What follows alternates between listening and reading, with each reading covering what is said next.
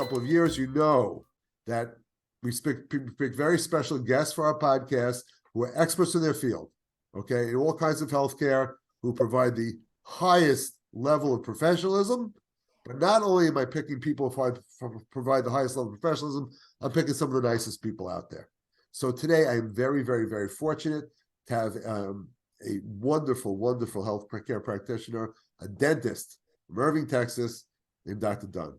And Dr. Dunn is one of our favorites. We've known him a long time. Think he's terrific. I want him to share some insight with you, not only about his practice, but about his philosophy. So, hello, Dr. Dunn. How are you? I'm doing great.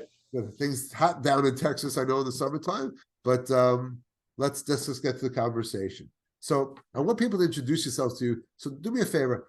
Tell me you've been a practitioner for a long time. Tell me what it is you enjoy the most about practicing dentistry. Well, I would have to say I enjoy the patients.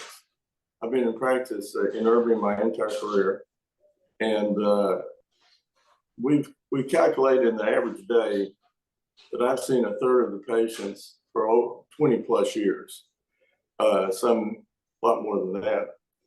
And so I love the relationships. My staff has to stand in the hall and tap their watches and say, you need to keep moving. You know, we know you love talking to your patients, but you're getting behind. So, and another thing I love about my practice is my staff. I've had a staff from some of them for many years. My dental assistant has worked with me for 37 years. So we make a good team, and many of my employees work for 20 plus years. And anyway, we just love our patients. We love the staff. I love the way my staff interacts with the patient, because they really understand the level of service that we want to give the patients. This is why we get along so well, because it's very funny, because I practiced for 36 years, and people said to me, you know, that's when I haven't done it for about 4 or 5 years, and people say, hey, do you miss dentistry? I said, you know what? The dentistry part was okay, but what I really miss, my patients and my staff. Yes. So that's we're on the same page. I said I missed the interaction. I miss talking to my staff, and again, same thing. My assistant was also with me for 36 years, and I used to walk in during the day. I didn't have to say a word. She knew exactly what I was doing. She had everything running. It was a perfect thing. Okay, let's get down to, listen, again, one of the real purposes of this podcast is to talk about not only how you serve your patients from a dental perspective, but, you know, talk about, you know, some of the things you do in the community, which make, you know, it's such an important part of what we do as health professionals. Well, my wife and I have always taken great pride in our community. And we love to volunteer. My wife works with Irving Healthcare Foundation. The Irving School Foundation, and they raise money for the needy children of Irving. And so that's been a project that we've worked together on. Another project that I've done for a number of years is Smiles for Life, and that's an organization spun out of Crown Council. And we collect money 3 months of the year for bleaching, and the patient writes a check to the charity. And within the last 15 years, they've raised $49 million. And all of it goes to children. About half of it goes to St. Jude's, and then the dentists who participate can pick a charity of their own to give in their community. So we love that.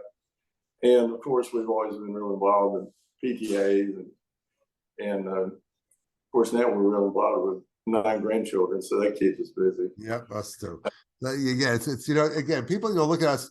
One of the things that we try to do is, you know, in our day when we got out of school, you know, it was really the patient interaction with the doctor and how we use ourselves in the community. Unfortunately, the way the world has gone in terms of healthcare, we're going to this, you know, industrial kind of corporate dentistry, which is not who we are.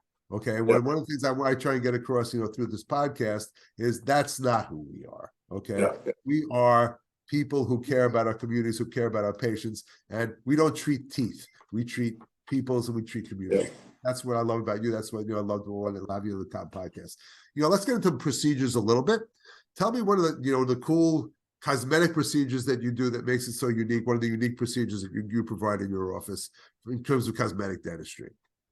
I think one of the most unique cosmetic procedures that we do, we are able to do, in a lot of cases, no prep for veneers or very minimal prep. And the veneers are very thin, they're beautiful, they're gorgeous once we place them on the tooth.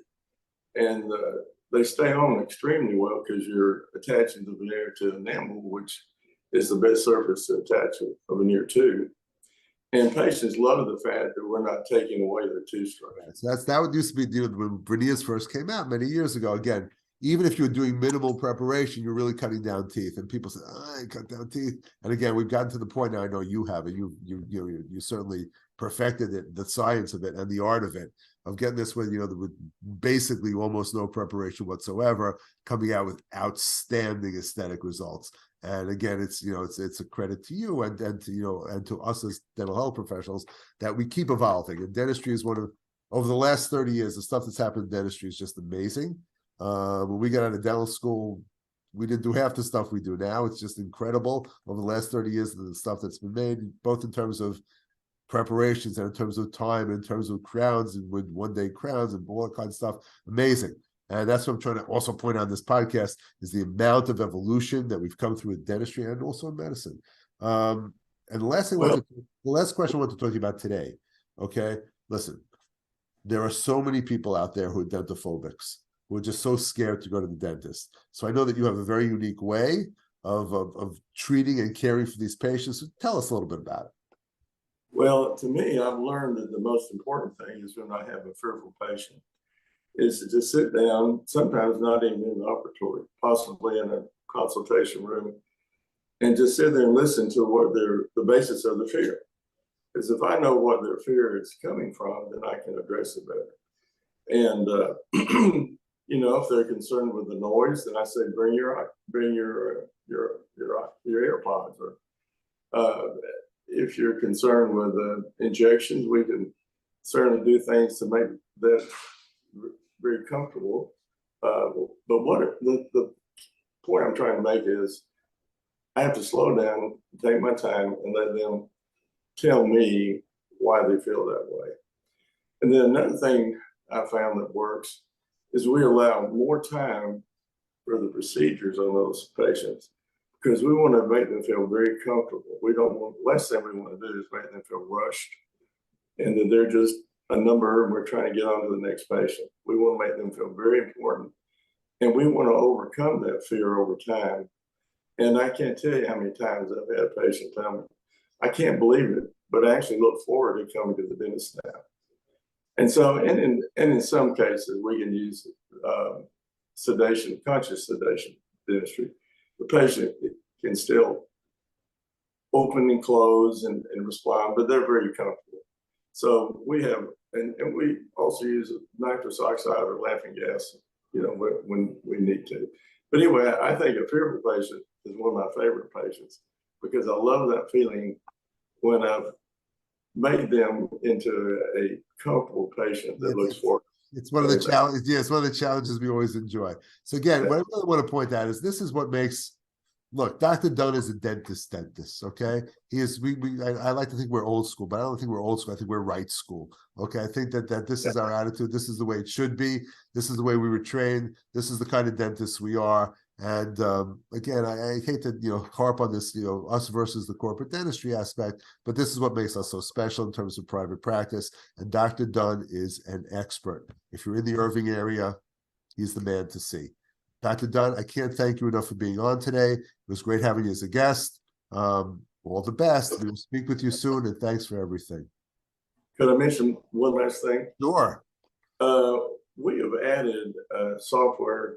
It's an AI called Pearl is the brand name. And it's artificial intelligence, and it looks at the x-rays, and it will identify bone loss, decay, abscesses. And of course, my knowledge is the final say, but it helps me not overlook things. It also helps build confidence, especially in a new patient. that our diagnosis is correct. And we're doing everything we can through our digital x-rays and our intraoral cameras. We allow 2 hours for a new patient if they need it. We don't want them to feel rushed. And so with artificial intelligence, I can show the patients these areas of decay. The software has identified those as well. And so that, I think, is a tremendous tool. Just another cool innovation, another brand new modern tool that we have. Again, thanks, Dr. Dunn. Thanks a million. And All right. we'll speak with you soon. All the best. Take care. All right. Thank Bye-bye. you. Bye-bye.